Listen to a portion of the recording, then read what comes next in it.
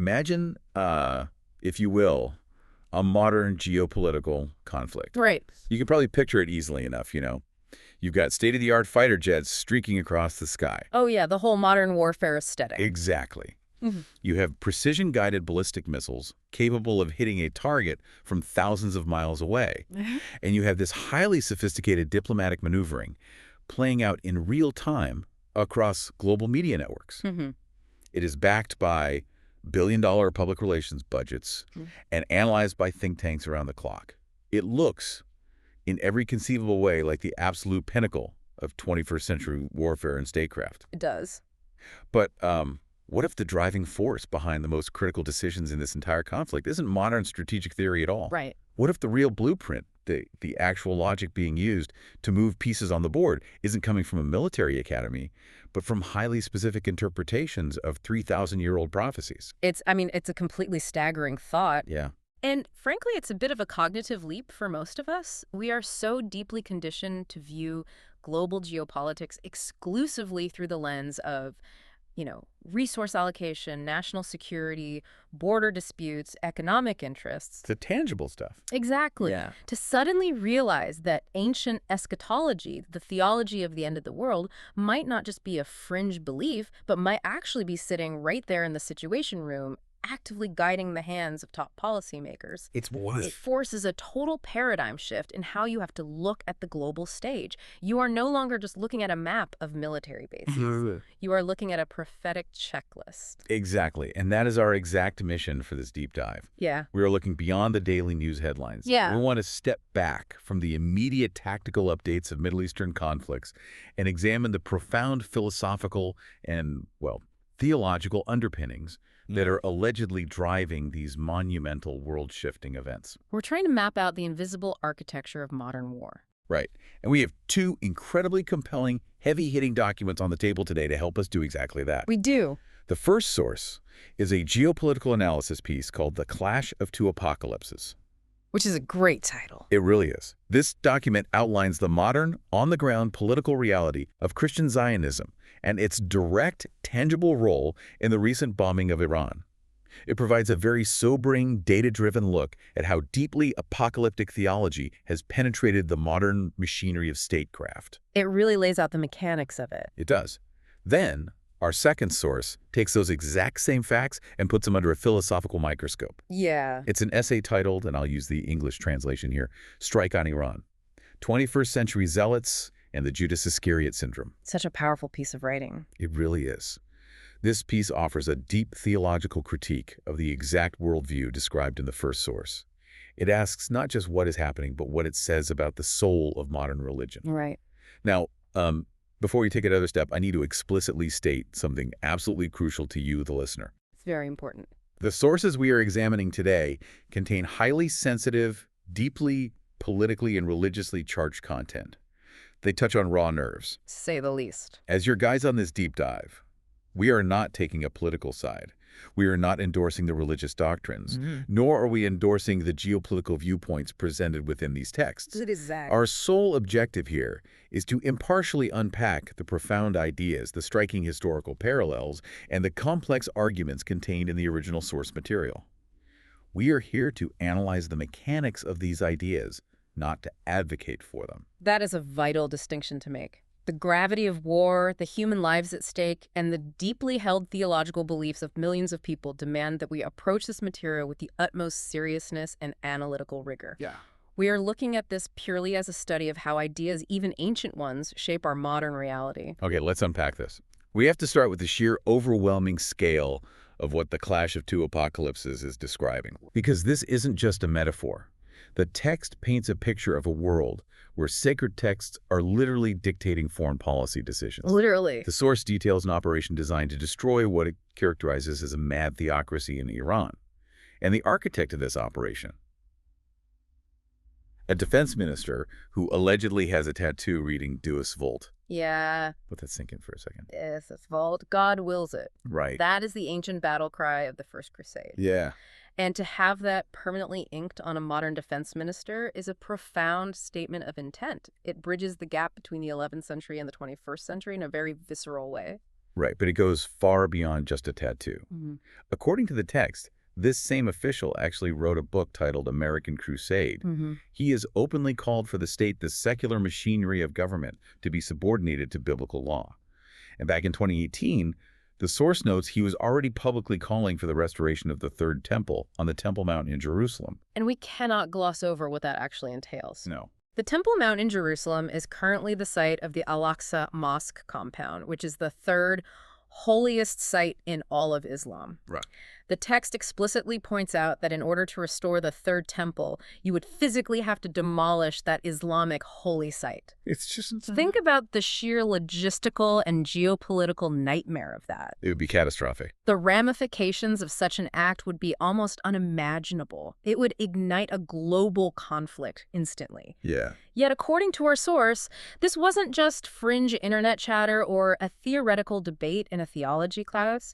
This was a direct suggestion made to an Israeli audience by a high-ranking official. And paired with highly specific advice to hurry up and do it while there were still true believers holding power in Washington. Exactly. Let me pause you right there, because that is where my mind just shorts out. Yeah. If I am a modern political strategist or a military planner looking at satellite imagery and polling data, how do I even interface with a defense minister operating on literal crusader logic? Are they just speaking two completely different languages behind closed doors? That is the exact friction that the source is highlighting. You have traditional statecraft running headfirst into apocalyptic mandate. Right. And the source argues that this theological mandate isn't just confined to the military wing, it provides the diplomatic cover as well. Exactly. The text mentions an ambassador who, just 10 days prior to the strike on Iran, publicly endorsed the biblical borders of Israel. Right. And he wasn't citing a UN resolution or a post-war treaty. He specifically cited the book of Genesis, arguing for borders stretching from the Nile to the Euphrates. To put that in perspective, that is a massive expanse of territory. Huge. It encompasses several modern sovereign nations. It includes parts of Egypt, Jordan, Syria, Lebanon, and Iraq. Yeah.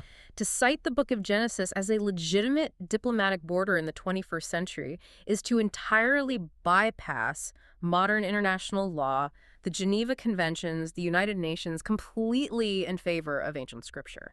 And the diplomat analogy really crystallizes here. Mhm. Imagine you're a mid-level diplomat. You are trying to negotiate a ceasefire, or water rights, or a trade corridor. You sit down at the table, and the person sitting across from you isn't looking at a topographic map or a list of concessions. They're looking at a prophetic checklist. Yeah. It completely short-circuits traditional diplomacy. Mhm. You cannot find a middle ground or a compromise with someone who fundamentally believes that compromise delays the second coming of Christ. You really can't. And after the strike happened, this same ambassador reportedly wrote a letter to the U.S. president.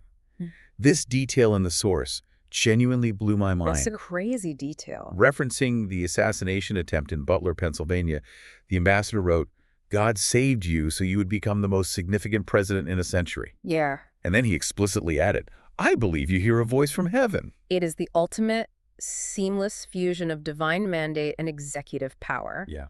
When a head of state is told they're operating not on the mandate of the voters, but on a voice from heaven, the guardrails of secular democracy become extremely fragile. But to understand how we got to a point where ambassadors and defense ministers are openly operating on this wavelength, the clash of two apocalypses provides a critical historical roadmap. Yes, it does. It traces the origin of this specific theological worldview, which is known as dispensationalism. Yes, the dispensationalist timeline. Because this wasn't always mainstream Christian thought. Not at all. According to the text, to really understand today's geopolitical map, we have to go back to the 1830s, to an Irish preacher named John Nelson Darby. John Nelson Darby. What exactly did Darby introduce that was so revolutionary, and how did it ripple out to today? Well, Darby is the architect of this entire framework. In the 1830s, he popularized a highly specific, very rigid way of reading the Bible. Okay. He introduced the idea that history is rigidly divided into distinct eras, or dispensations. Crucially, he argued that humanity is currently living in the final epoch. But here is the mechanism that drives everything we are discussing today. Darby argued that for this final era to conclude, for the end of the world to arrive, for the rapture to happen, and for Christ to return, a very specific sequence of geopolitical events, must occur in the physical world. It's a literal script. Exactly. First, the Jewish people must return to the land of Israel. Okay. Second, the temple must be rebuilt in Jerusalem, which ties back to the defense minister we discussed earlier. Right. Third, a period of absolute, unprecedented global catastrophe known as the Great Tribulation must begin. Only after this horrific sequence of events does the script allow for the final resolution. So it is a literal checklist for the apocalypse. Yes. And what makes it so impactful is that it didn't stay an obscure theory. The text notes that in 1909, a man named Cyrus Scofield did something incredibly brilliant and highly controversial from a theological standpoint. Very controversial. He took Darby's timeline, that exact checklist, and embedded it directly into the footnotes and study notes of the Bible itself, the Scofield Reference Bible.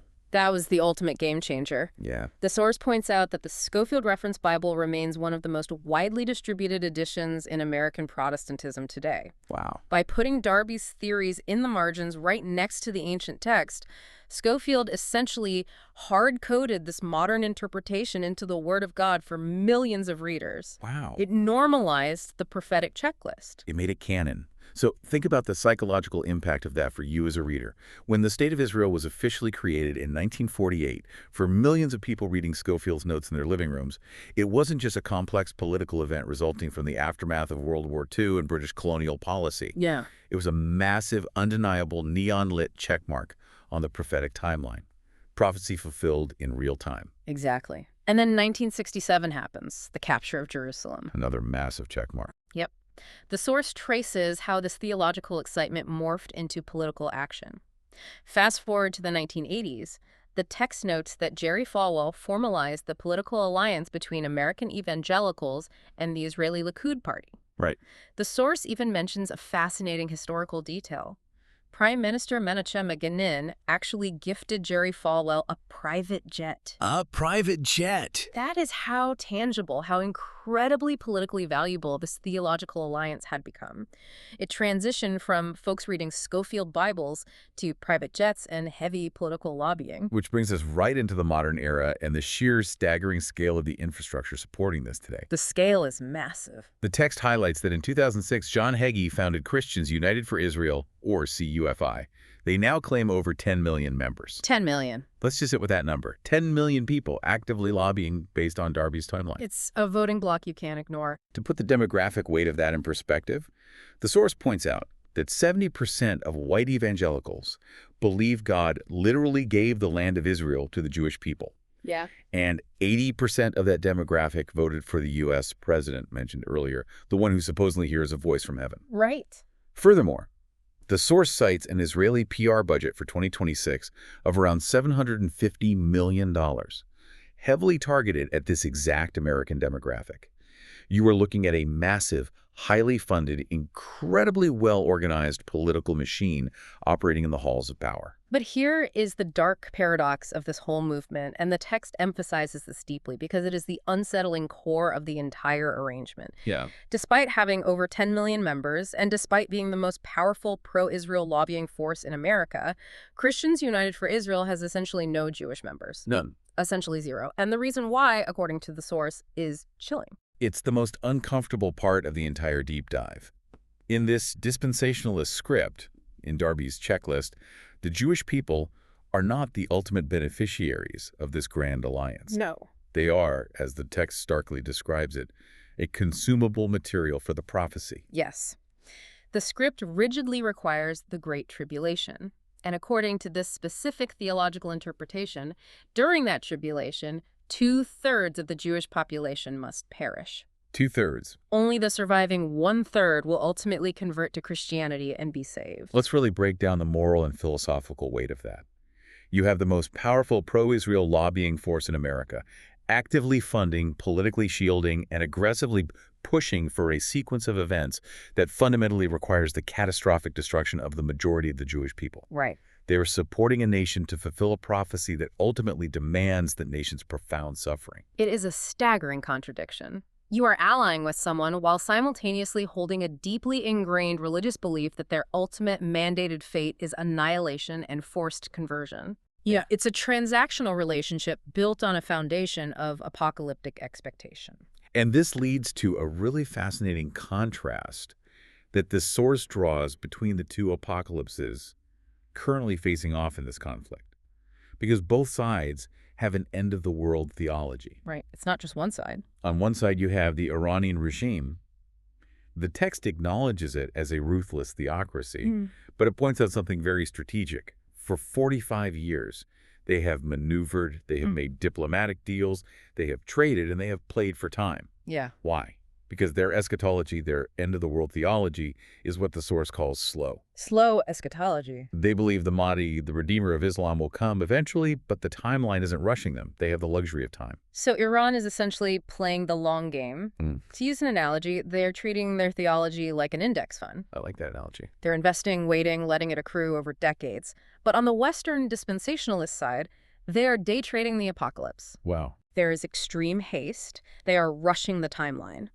And the source argues that this incredible sense of urgency isn't necessarily because they see divine signs appearing in the sky, but because they're looking at a very earthly, very terrifying metric, their own demographics. Right. The numbers are dropping and the panic is setting in. Big time. The text cites data showing that while support for this specific vision of Israel among older evangelicals is at that solid 70% among the youth in that same demographic, it has plummeted to 34%. That is a massive drop. Overall, the Christian share of the population in the U.S. is dropping by 1.5% every single year. So the window of opportunity is rapidly closing. The unprecedented combination of massive lobbying power, immense public support, and aggressive political leaders aligned with this specific theology will not last another generation. The demographic base is aging out of relevance. Therefore, they are forcing the geopolitical issue now. It is an apocalyptic timeline that is ultimately being driven by a panic over polling data. What's fascinating here is how our second source, the essay Strike on Iran, 21st Century Zealots, and the Judas Iscariot syndrome, takes this exact geopolitical reality, the lobbying, the demographics, the missiles, and subjects it to a devastating philosophical critique. Right. Because up until now, we've been talking about what is happening, we've been looking at the mechanics. The gears turning. Exactly. Source 2 steps back and asks why it's happening, and what this obsession with geopolitical dominance says about the actual state of modern religion. The central argument of the second essay is incredibly bold. It doesn't just disagree with the policy, it attacks the theological root. Yeah. It argues that modern Christian Zionism and dispensationalism are not just a particular flavor or a modern interpretation of Christianity. The author asserts that they represent the complete and total opposite of what Jesus of Nazareth actually taught. The complete opposite. The essay views this entire movement as a profound, catastrophic theological regression. A regression back to what the author calls a god of hosts or a tribal idol. Right. The essay spends a significant amount of time analyzing how the concept of the divine evolved throughout biblical texts. It points out that if you look at the earliest texts, the ancient concept of God Yahweh was understood primarily as a cruel tribal spirit of war. Yeah. A local god of volcanoes and deserts who essentially functioned as a divine warlord, one who demanded the literal blood of his enemies to be satisfied, and who promised his followers earthly territory and military victories. But the text notes that over the course of millennia, through the evolving writings of the prophets and ultimately culminating in the teachings of Jesus, that concept of the divine evolved radically. It did. It moved away from a tribal war god who played favorites and demanded blood toward the concept of a universal father, a deity who loves all people across all nations equally. Right. The essay argues that Jesus' entire message was built on this premise. Universal fatherhood naturally necessitates the universal brotherhood of all humanity. You can't have a universal father and still treat your neighboring nation as expendable cannon fodder. Exactly. And this is where the modern events we discussed in the first source collide so violently with that teaching. The essay brings up a terrifying parallel regarding the recent strike on Iran. Yeah. It notes that the timing of the strike coincided with the Jewish holiday of Purim, which celebrates the ancient deliverance of the Jewish people from the Persian Empire. It also coincided with a lunar eclipse, which some pastors eagerly labeled a blood moon. The symbology is incredibly potent and, frankly, a bit surreal to watch play out on cable news. It is surreal. The text mentions organizations like Lion and Lamb Ministries sending out alerts the day before the strike, pointing out the striking parallels, and literally asking if ancient history was repeating itself. Pastors across the American Bible Belt were openly rejoicing, predicting that modern Persia, Iran, would fall to missiles, just as ancient Persia fell in the scriptures. But the essay zeroes in on how they were rejoicing. Right. They weren't quoting the Sermon on the Mount, they were quoting the book of Esther. Specifically, the author points to chapters 8 and 9. Yeah. And the text provides these quotes. These are verses that give the ancient people permission to destroy, to kill, and to cause to perish all the power of the people and province that would assault them. Wow. It graphically describes slaughtering enemies with the sword and doing what they would unto those that hated them. The author of the essay looks at this phenomenon and sees a horrifying disconnect. Think about it. You have modern people who explicitly claim to follow the teachings of Christ, a figure universally recognized as a teacher of radical peace, forgiveness, and universal love, and they are using the deployment of modern ballistic missiles to act out a 3,000-year-old ancient revenge narrative. Yeah. They are using the military apparatus of the 21st century to satisfy the bloodlust of an ancient tribal deity. The essay argues this isn't Christianity at all. This is a theological regression of 3 millennia. It is dragging the concept of God back into the Bronze Age. The essay identifies the core flaw here as materializing the spiritual. Materializing the spirit. This is a profound philosophical point. When you take a grand, cosmic, deeply spiritual concept like the kingdom of heaven, and you reduce it to a specific patch of dirt in the Middle East. Right. When you reduce it to the physical limestone blocks of a third temple, or to geographic GPS coordinates stretching from the Nile to the Euphrates, you completely corrupt the original message. You turn a spiritual awakening into a real estate dispute. And the essay connects this directly to one of the most famous moments in Christian theology, the temptation of Christ on Mount Hermon. Yes. According to the gospel narratives, Jesus was taken to a high mountain and offered all the kingdoms of the world and their glory if he would only bow down to earthly power. He was offered the ultimate geopolitical dominance. And he rejected it. Exactly. The essay argues that trying to bring about the kingdom of God through geopolitical dominance today, through airstrikes, through lobbying budgets, through control of the Temple Mount, is yielding to that exact same temptation. It is choosing the sword over the spirit. As the essay reminds you, the listener, Jesus explicitly stated to the Roman governor Pilate, "My kingdom is not of this world." Right. But the modern movements we've been outlining in Source 1 are entirely obsessively focused on earthly geopolitical dominion. They want the kingdom of this world right now.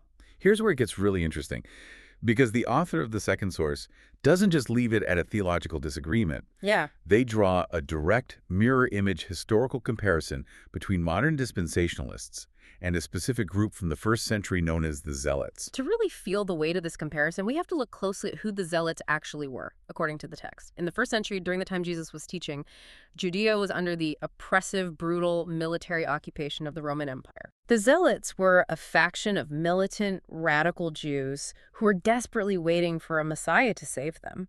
But they had a very, very specific job description in mind for this Messiah. Right. They weren't looking for a spiritual philosopher who told them to love their enemies. Not at all. They were waiting for a militaristic warlord.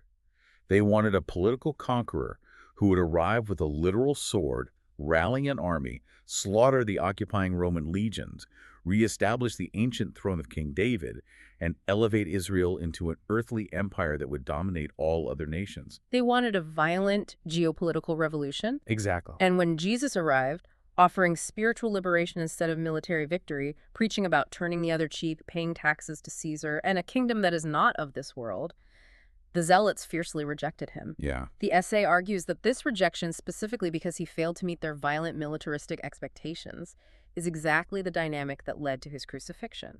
They wanted a warrior who would shed Roman blood. They got a teacher who shed his own. And here is the modern mirror, the bitter, tragic irony that the essay highlights.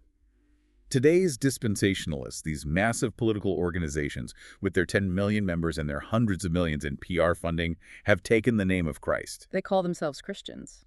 But, according to the source, they have completely adopted the exact expectations and the exact worldview of the radical zealots who crucified him. It is a profound philosophical paradox. How do you reconcile a religion founded on turning the other cheek with a $750 million budget aimed at hastening Armageddon. You can't. The text states that modern dispensationalists are waiting for the exact same thing the Zealots wanted: a warrior king.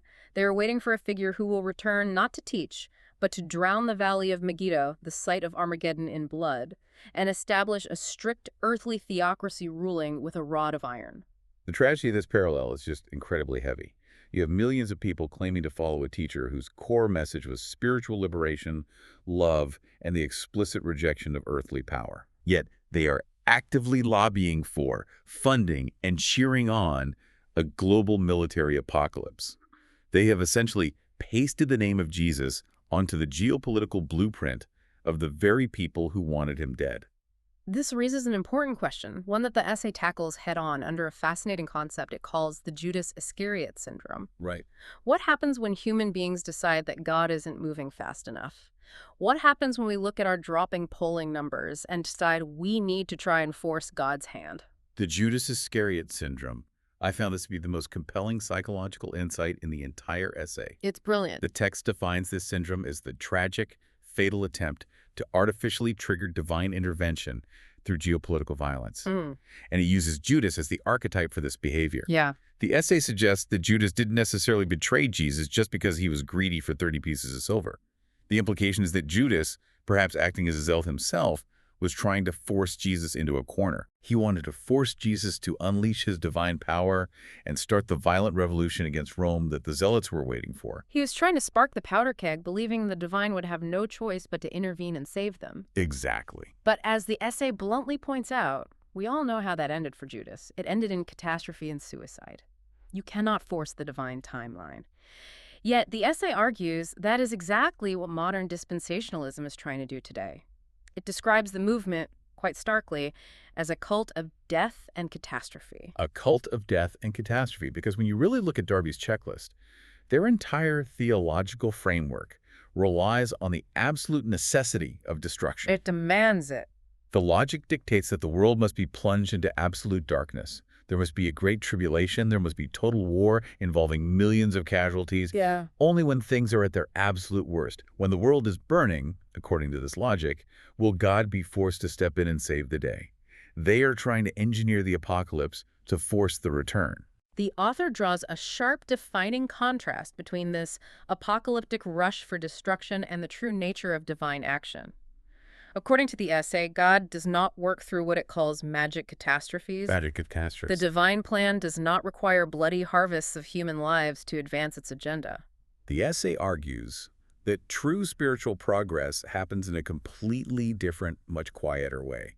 It happens through the gradual internal spiritual transformation of the human mind. Yes. It's about evolution of consciousness, not the external annihilation of your political enemies. And this leads to the essay's fiercest, most uncompromising condemnation. We talked earlier about that theological script, the one that requires 2/3 of the Jewish population to die in the Great Tribulation. Right. The author of this essay does not mince words here. They call the idea that millions of people must be slaughtered just to fulfill a prophetic schedule deeply anti-spiritual and outright criminal. Criminal. Yeah. That's a massive word to use in a theological critique, but in the context of treating entire populations as expendable pawns in a theological chess game, it makes perfect sense. It does. It completely violates the fundamental concept of the universal Father that Jesus taught, a concept where every single human life has inherent, infinite, non-negotiable value. You cannot love your neighbor while actively advocating for a timeline that requires their incineration. If we connect this back to the bigger picture, back to that demographic panic we discussed from the first source, you see the true immediate danger of this haste. Yeah. The political actors are rushing. They're trying to trigger these apocalyptic events now, pushing for strikes and territorial expansion because their youth polling numbers are dropping by the day. They see the 34% approval rating among the youth and they panic. But they can't stand at a podium and admit it's about polling or a shrinking donor base. Of course not. So, as the text points out, they disguise this cold, desperate political calculation as a voice from heaven. They dress up a ticking political clock in the sacred robes of divine urgency. But the essay reminds us of a core teaching that completely undercuts this panic. Jesus did not teach people to rush to the end of times. No. He didn't teach people to eagerly anticipate the destruction of the world or to watch the skies for a bloody rescue. He taught people to live their lives as if eternity is standing right next to them in the present moment. Right. If you believe the kingdom of heaven is within you, as the texts say, then that makes every human interaction, every single life, priceless today. You don't need a global apocalypse to experience the divine. You need a transformation of the mind. So what does this all mean? Yeah. When we synthesize the tactical realities from our first source with the profound philosophical critique of our second source, we are left looking at a very dangerous, highly volatile hybrid. Definitely. The essay makes its conclusion crystal clear. Radical political evangelicalism in this specific dispensationalist form is not traditional Christianity. It is a modern creation, born in the 1830s and weaponized in the 21st century. It is a hybrid. It takes ancient Near Eastern tribal nationalism, the god of hosts, the desire for a militaristic king, the bloodlust of the Zealots, and it arms that ancient ideology with the destructive capacity of 21st century ballistic missiles, all while cloaking it in heavily distorted, cherry-picked quotes from the Bible. Yeah. It takes the worst impulses of ancient tribalism and magnifies them by the power of modern technology. And there is a stark historical warning embedded in the essay about this exact combination. It notes that Jesus warned intellectuals in Rome about the extreme dangers of mixing religion with state coercion. Right. Whenever you combine spiritual belief with the violent coercive power of the state, it always inevitably degrades both of them. The outcome is historically inevitable. Religion rots from the inside out. It loses its spiritual core, its mandate to love and serve, and degrades into mere political propaganda used to justify atrocities and silence dissent. And the state. The state transforms into what the essay beautifully and terrifyingly calls a sacred bludgeon. The sacred blood. A weapon used to beat opponents into submission, operating beyond the reach of reason or diplomacy, all under the unassailable guise of holy righteousness. The essay concludes by reiterating the true nature of the kingdom as it was originally taught. The true religion that Jesus taught does not conquer. It doesn't. It doesn't take territory, it doesn't draw borders from the Nile to the Euphrates, and it doesn't drop bombs. It serves. Right. The kingdom of heaven, according to the text, is strictly a spiritual reality. It is based entirely on the internal recognition of the universal fatherhood of God and the resulting inescapable brotherhood of all humanity. Which makes it entirely fundamentally incompatible with geopolitical projects. Yes. It cannot be allied with Eastern theocracies waiting for the Mahdi, and it cannot be allied with Western theocracies trying to trigger the rapture.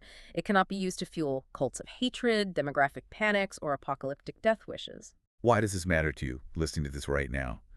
We live in an era where our news feeds are constantly flooded with updates on the latest missile strikes, the newest diplomatic maneuverings, the shifting lines on a map. It's exhausting. It is incredibly easy to feel overwhelmed by the sheer volume of tactical information, to feel like you are just watching a chaotic, violent noise.